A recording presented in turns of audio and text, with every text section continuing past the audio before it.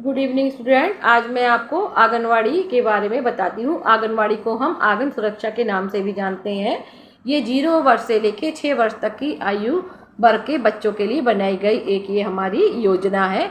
ये योजना भारत सरकार द्वारा संचालित शिक्षा व मातृ शिक्षा सुरक्षा केंद्र के अंतर्गत आती है। इसकी जो स्थापना है 1975 में एकीकृत बाल सेवा योजना के रूप में की गई थी। इसका मुख्य उद्देश्य जो महिला है उसका स्वास्थ्य, टीकाकरण और नवजात शिशु की रक्षा, उसका टीकाकरण आदि को करने के लिए किया गया है।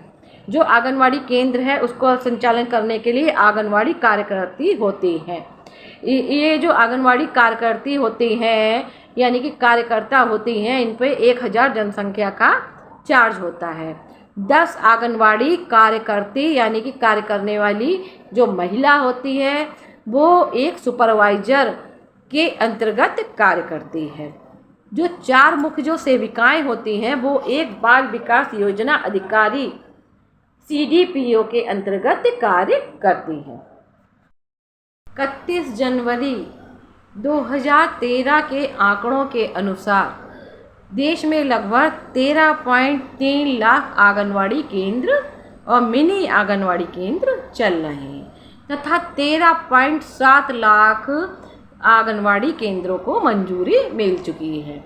वर्तमान समय में संपूर्ण भारत में लगभग 1053 मिलियन आंगनवाड़ी केंद्र संचालित हैं, जिनमें 1.8 मिलियन महिला कार्यकर्ता सहयोगी कार्यरत हैं यानी उसमें कार्य कर रहे हैं। आंगनवाड़ी जो केंद्र है इसका मुख्य उद्देश्य बालकों को भूख से बचाना है, उन्हें कुपोषण से बचाना है, उनका समय पर टीकाकरण करना है तथा गांव में बुनियादी स्वास्थ्य सेवाएं भी प्रदान करना है। इसके लिए जो भारतीय सार्वजनिक स्वास्थ्य देखभाल जो प्रणाली है यह उसका एक हिस्सा भी बन चुकी है। यह केंद्र पोषण व स्वास्थ्य शिक्षा, टीकाकरण, स्वास्थ्य जांच व रेफल जो हमारी सुविधाएं हैं उनको भी हमारा ये केंद्र सुविधाएं प्रदान करता है। अब हमारा आंगनवाड़ी के क्या हमारे लक्ष्य हैं, इसका लक्ष्य क्या है? भारत में अभी भी जनसंख्या वृद्धि के कारण कुपोषण है, गरीबी है, शिशु मृत्यु दर हमारी ऊंची है। देश में इन मुद्दों का मुकाबला करने के लिए चिकित्सा और स्वास्थ्य की को जन जन तक पहुंचाने के लिए स्वास्थ्य विशेषज्ञों की उच्च संख्या में यानी कि अधिक मात्रा में इसके लिए हमारी ज़रूरत है। इस लक्ष्य को पूरा करने के लिए आंगनवाड़ी केंद्र खोले गए हैं। ICDS योजना के अनुसार सरकार ने 2 लाख आंगनवाड़ी केंद्रों का पुनः निर्माण करने का आदेश दिया है, जो कि प्रति यूनिट 4,50,000 है। ये हमारी 12वीं पंचवर्षीय योजना में इसको हमारे मंजूरी दे दी गई है।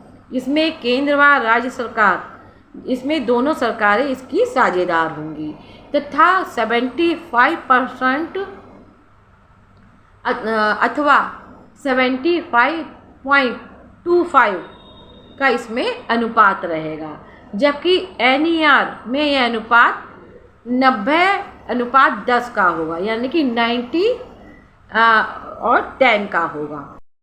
साथ ही आंगनवाड़ी का निर्माण महात्मा गांधी राष्ट्रीय ग्रामीण गारंटी योजना या अधिनियम मनरेगा जिसे हम कहते हैं के तहत एक अनुमेय गतिविधि के रूप में अधिसूचित किया गया है।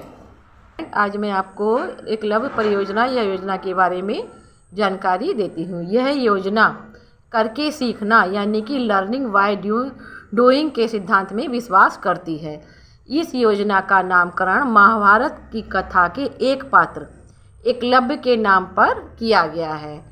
एकलव्य भील जाति का एक बालक था जो जंगलों में रहता था, धनुर्विद्या सीखना चाहता था, इसलिए वह आचार्य द्रोण के पास गया। आचार्य द्रोण ने उसे धनुर्विद्या सिखाने को मना कर दिया और कहा कि ये धनुर्विद्या केवल क्षत्रिय जाति के बालकों के लिए है।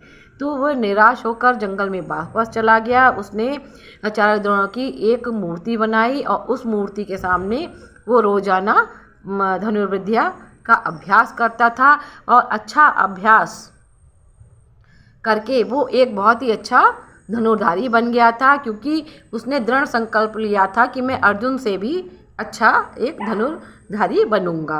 और धनुर्धारी बनने के बाद वह आचार्य द्रोण के पास आया, तो आचार्य द्रोण ने उन्हें गुरु दीक्षा के रूप में उसका अंगूठा मांगा, तो उसने अपना अंगूठा दे दिया। ये जो एकलव्य योजना है, ये एक भारतीय गैर सरकारी योजना है। इसको हम NGO के नाम से भी जानते हैं। इसकी स्थापना 1982 में पंजीकृत सोसाइटी के रूप में मध्य प्रदेश में हुई थी, लेकिन शिक्षा के क्षेत्र में यह योजना 1996 में एकलव्य शिक्षा फाउंडेशन के रूप में आई।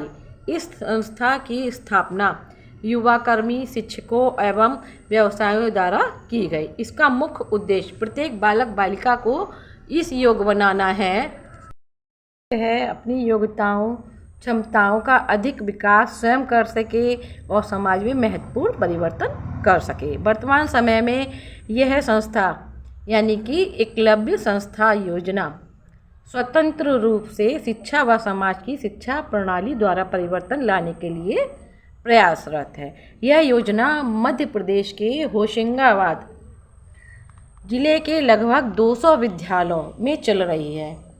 इसे HSTP यानी कि होशंगाबाद विज्ञान शिक्षण कार्यक्रम के नाम से भी जाना जाता है। 1972 में होशंगाबाद के 2 ब्लॉक के 16 मिडिल स्कूल में एक पायलट परियोजना के रूप में ये शुरू की गई थी। 1978 में जिले के सभी स्कूलों में यह योजना लागू कर दी गई थी। सर रतन टाटा ट्रस्ट मुंबई द्वारा अनुदानित कर जनवरी 1982 में पहला क्षेत्रीय केंद्र खोला गया था। भोपाल में इस परियोजना के अंतर्गत पूर्व प्राथमिक व प्राथमिक शिक्षा के लिए शैक्षिक संसाधन केंद्र बनाए गए। वास्तविक रूप में यह योजना 2002 में यानी कि 20 साल बाद पूर्ण रूप से अस्तित्व में आई। तो आपको पूर्व प्राथमिक शिक्षा और प्राथमिक शिक्षा पता होनी चाहिए और शैक्षिक संसाधन पता होना चाहिए। तो पूर्व प्राथमिक शिक्षा जो प्राथमिक शिक्षा से पहले होती है। अब प्राथमिक शिक्षा क्या है? प्राथमिक शिक्षा कक्षा 1 से लेके 5 तक की शिक्षा को हम लोग प्राथमिक शिक्षा के नाम से जानते हैं। उससे पहले की शिक्षा यानी कि पूर्व यानी कि पहले की शिक्षा जो कि हमारी किंडरगार्टन पद्धति पर आधारित होती है, जिसमें हम खाओ खेलो शिक्षा बच्चों को देते हैं। जैसे इसमें किडजी वगैरह हैं, ये प्ले स्कूल हैं, इसमें बच्चों को आते हैं, खेलते हैं, खाते हैं और पढ़ते हैं। तो ये कौन सी शिक्षा है? इनकी पूर्व प्राथमिक शिक्षा है। अब शैक्षिक संसाधन कौन है? शिक्षा से जुड़े हुए जो संसाधन है। संसाधन मीन्स हमारे क्या होते हैं? संसाधन मीन्स हमारे होते हैं वो साधन जिनसे हम बहुत अच्छी तरीके से शिक्षा ग्रहण कर सकते हैं। जैसे है टेलीविज़न है, इंटरनेट है, मोबाइल है, एडुसेट है, जीसैट है, टेलीकॉन्फ्रेंसिंग है। इसके माध्यम से भी हम लोग शिक्षा ग्रहण कर सकते हैं। इस योजना का उद्देश्य क्या है? यानी कि एकलव्य योजना का उद्देश्य क्या है? इसका उद्देश्य शिक्षा के द्वारा प्रत्येक बालक बालिकाओं की क्षमताओं का विकास कर एकलव्य बनाना है, यानी कि स्वयं आत्मनिर्भर बनाना है, स्वयं करके सीखने वाला बच्चा बनाना है, जिससे देश व समाज में परिवर्तन हो सके। तो इसमें हम सबसे पहले जो उसका उद्देश्य है वो है हमारा उच्च गुणवत्ता युक्त विद्यालयों की स्थापना करना है। ठीक है, जिसमें शैक्षिक संसाधन या साधन पूर्ण रूप से हो। सबसे पहला आपका है उच्च गुणवत्ता युक्त विद्यालयों की स्थापना। दूसरा है शैक्षिक वातावरण का निर्माण। फिर विद्यालय की शिक्षा प्रणाली में परिवर्तन के लिए भी पाठ्यक्रम मॉडल तैयार करना होते हैं। आवश्यकता के अनुरूप सभी बच्चों के लिए सार्थक शिक्षा की व्यवस्था की जाती है। सार्थक शिक्षा यानी कि यूजफुल एजुकेशन। यूजफुल एजुकेशन के द्वारा ही तो हमारा सामाजिक परिवर्तन होता है। शिक्षा प्रणाली एवं शिक्षकों की भूमिका को फिर से यानी कि दोबारा से परिभाषित करना होता है। शैक्षिक वातावरण का निर्माण करना होता है। माता पिता, अभिभावक एवं समाज के अन्य सदस्यों को एकलव्य शिक्षा योजना के बारे में बताया जाता है, उनको भागीदार बनाया जाता है।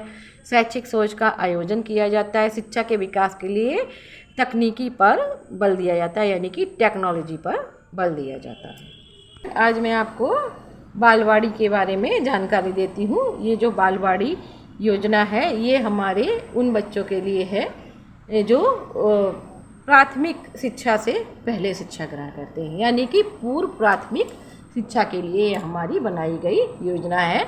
ये एनजीओ द्वारा बनाई गई हमारी ये हमारी एक योजना है। इसका सुझाव सबसे पहले ताराबाई मोदक ने दिया था। यह प्राथमिक शिक्षा के सार्वभौमिकरण के अंतर्गत एक किया गया प्रयास है। जो बालवाड़ी है वो समाज के ग्रामीण क्षेत्रों में आर्थिक रूप से कमज़ोर व पिछड़े वर्गों के बालकों के लिए गैर सरकारी योजना है, यानी कि गैर सरकारी एनजीओ है। ये जो बालवाड़ी है ये 3 साल से 5 साल तक के बच्चों के लिए इसमें पढ़ाया जाता है। इसमें जो बालवाड़ी में है 20-25 बालक प्रतिदिन 3-4 घंटे कविता, गाने, रंग और विभिन्न आकृतियों के माध्यम से इसमें सीखते हैं। देश में लगभग 2500 बालवाड़ी केंद्र हमारे संचालित हैं, जिसमें लगभग 60,000 बच्चे शिक्षा प्राप्त कर रहे हैं। जो हमारा प्रथम बालवाड़ी केंद्र था वो 1945 में नूतन बाल शिक्षा संघ ने महाराष्ट्र में ठाणे जिले के जनपद के वाड़ो नामक कोस्टल गांव में प्रारंभ किया था। बालवाड़ी का जो हमारा प्रमुख उद्देश्य है वो बालकों के शारीरिक मानसिक विकास के लिए विद्यालय व घर पर सुविधाएं प्रदान हमारा करना है। भारत में सरकारी व गैर सरकारी संस्थाओं द्वारा अब तक हजारों बालवाड़ी केंद्र स्थापित किए जा चुके हैं। अतः हम कह सकते हैं कि बालवाड़ी केंद्र वह केंद्र है जो हमारी पूर्व प्राथमिक शिक्षा से संबंधित है।